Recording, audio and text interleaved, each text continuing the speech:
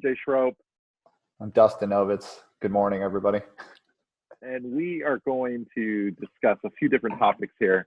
But first topic we want to talk about is UFC 249, canceled amidst certain pressures from politics, from Disney/ESPN, powers that even Dana White, in his infinite big head, thinking he can get over everything, has found out that things are sometimes just bigger than he is. Right. We were talking before this, and I'm of the opinion that were they still on Spike or whatever that became, that the events would have been going on, and it would have been, Fight Island or whatever the heck they were calling it, even with the emergency replacement. Yeah, I mean, look, Dana White has always talked about an island, some sort of Jean-Claude Van Damme-esque movie location to hold fights. He's always wanted something like that.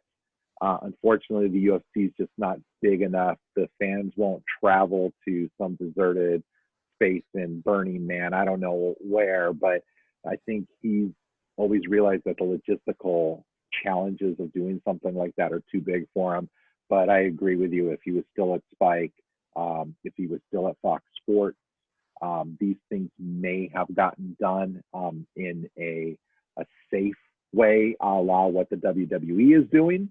But I think he found out that there are bigger powers than he between Dianne Feinstein, senator here in California, as well as Gavin Newsom, the governor, putting pressure upon Disney, and you have Bob Iger, Bob Chapek, and Jimmy Pitaro, who, look, the UFC to them is this, right? Whereas Fox and Spike, it was this.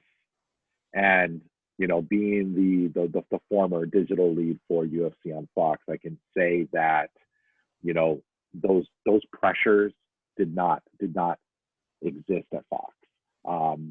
Dana was at least a co-pilot in all of this, along with the leadership at Fox. But Fox Sports was all in.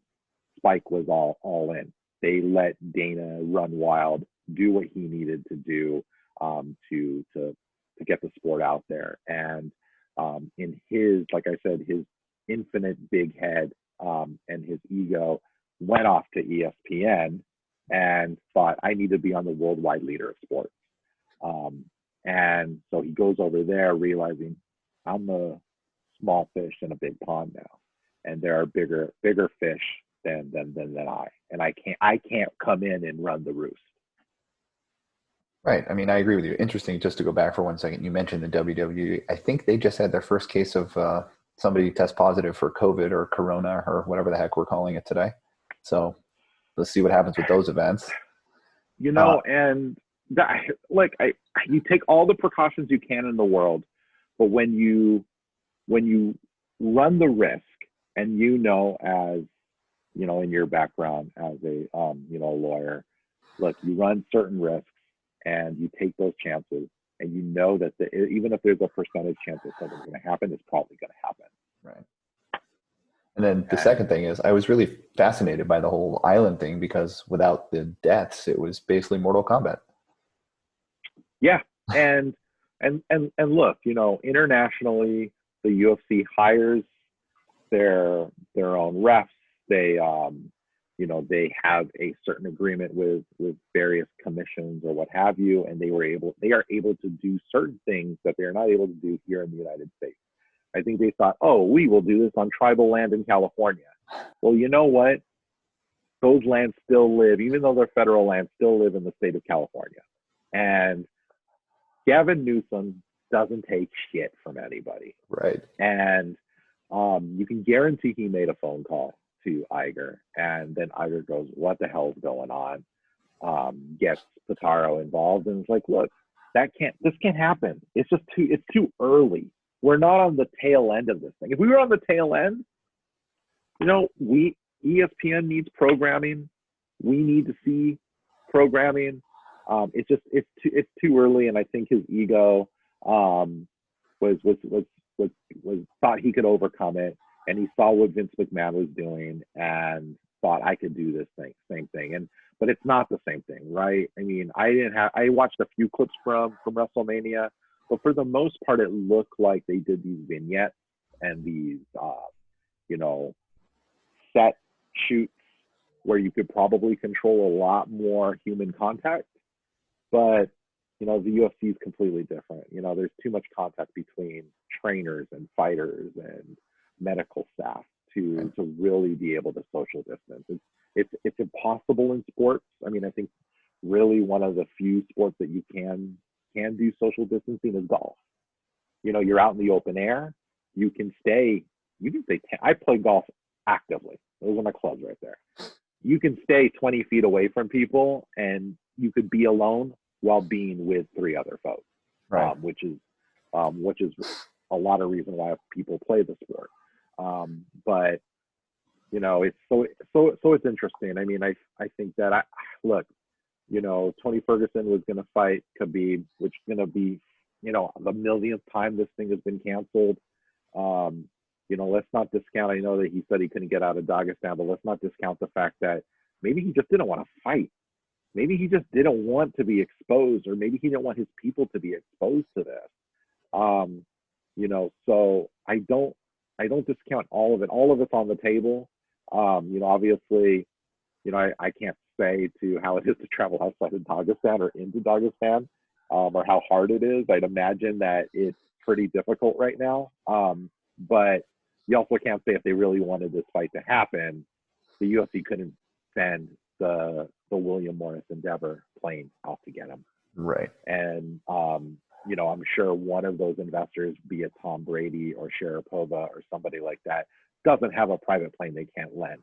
I mean, come on. I mean, let's call it what it is. If it really was going to happen, it was going to happen. And right. So, and it didn't. I mean, there were fights that this was going to affect who ultimately gets to fight Conor McGregor, right? Like that's all roads lead to Conor again. And this kind of puts a damper on that. And in sports, it sucks when you have to delay anything. You think about the Olympics, you think about athletes losing a year, losing 6 months is a big deal to these guys. These are millions of dollars to play. So you think about the athletes, you think about all the people affected. It's like, if I was a year away from retirement, I am now months away from retirement. Right. So I do feel for these guys. The fight I was looking forward to was Jessica Andrade versus Doug Rose. Unfortunately, it's not going to happen. I don't know how interested I was with the rest of the card. Yeah, but I mean, now that two things. One, they can just have a super card at this point in, I don't know, December, where it's just everybody fights. Yeah. And you can make it like a 4-hour event, meaning 4 hours worth of fights, not all that filler junk that they always have. And two, I'm sure that the private island idea is actually brilliant. You could go outside the country. Heck, I'm sure somebody in Dubai will build you an island where you can just have the fight. Yeah, I mean, I think it comes down to, what, losing the fans in the arena. I'm okay with that. To me, like when you're watching on TV, the fans don't really, do anything for me. It's not like there's a, You love when they boo. Oh, yeah. Your favorite thing. I hate when they boo or cheer or whatever. Who cares? I mean, being there, obviously, it makes a difference. But, if someone wants to build an arena to do it and do it in international, it's ultimately would ESPN air it, right? And I think the question is still no. I don't see a sport like this, or just sports in general, coming back until June. I think May's off the table for sports that still have a lot of proximity issues. Well, let's talk about John Bones Jones. How many chances is he going to get? Yeah, hey, John Bones Jones. I mean, got arrested outside of a strip club, right? Again, and look, I'll tell you exactly what I told a few people that thought I Uh, was an asshole for defending him, and I wasn't defending him on social, but what I was saying was, look, he's not my hero.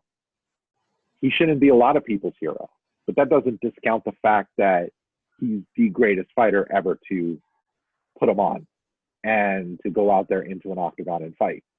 Um, and so as long as he's entertaining me, I'm okay with it. I don't care. I don't care about his background. I don't care about what he's done. You might feel different, but you know what? Just fight and entertain me. He's a yeah, gladiator. I have to agree with you. He's maybe the greatest fighter I've ever seen, pound for pound, in the UFC. Uh, but outside the ring, he's such a disaster. I mean, how many opportunities do you give a guy before you go, all right, it's time for you to go away? Yeah. You know, I just I don't know. You know, there's a league and a commissions that have to deal with all of that. But like I said, at the end of the day, he's a gladiator. Go out and fight, go out and entertain, and do what you need to do to win. And I think Right. it's a pleasure and an honor to watch that guy fight. And anyone who wants to, I mean, it all goes back to, you know, the old Charles Barkley addict. I'm not a role model. Right. And, I mean, Charles wasn't a role model back then.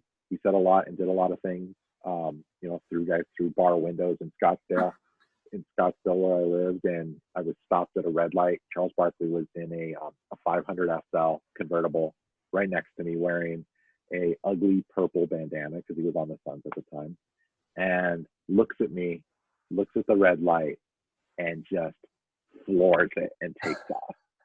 And it's just like the movies, right? Like when the cars are stopping and screeching as he goes right through. And I mean, that's Charles Barkley, right? Like he's the man. And that was who he was. And look, if John Jones wants to go out and partake in strip clubs and get into fights in the street, as long as he's not hitting a female, whatever. These guys get challenged quite often in the public eye.